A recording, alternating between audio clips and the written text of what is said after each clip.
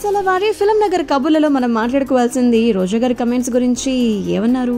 అదే రాజు యాదవ్గా మన ముందుకు రాబోతున్నటువంటి గెటప్ శ్రీను గారు రియాక్ట్ అవ్వడం జరిగిందనమాట. కొన్ని సందర్భాల్లో చెప్పలేం, సినిమా ప్రమోషన్స్ కోసం వెళ్ళినప్పుడు రాజకీయాల గురించి వెళ్ళినప్పుడు సినిమాల గురించి అడుగుతూనే ఉంటారు కదా.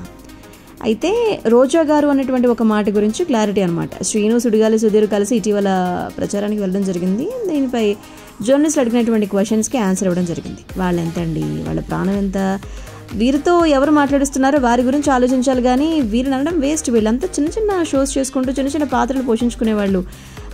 మీకు తెలియంది ఏముంది, మెగా ఫ్యామిలీకి వ్యతిరేకంగా మాట్లాడితే ఇండస్ట్రీలో లేకుండా చేస్తారనే భయం.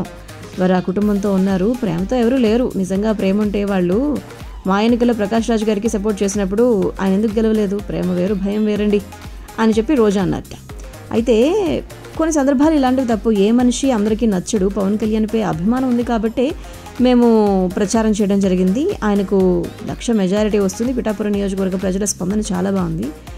అయితే పార్టీ వర్గాలు ఆహ్వానిస్తే వెళ్ళారా, స్వయంగా వెళ్ళారా అని చెప్పి అడిగితే మా అంతటి మేమే ఫోన్ చేసి మరీ వస్తామని చెప్పి వాళ్ళు రమ్మన్న సమయానికి వెళ్ళి మాట్లాడి రావడం జరిగిందండి. అంతకు మించి ఇంకేం లేదు అని చెప్పి గెటప్ శ్రీను గారు ఆన్సర్ చెప్పడం జరిగింది.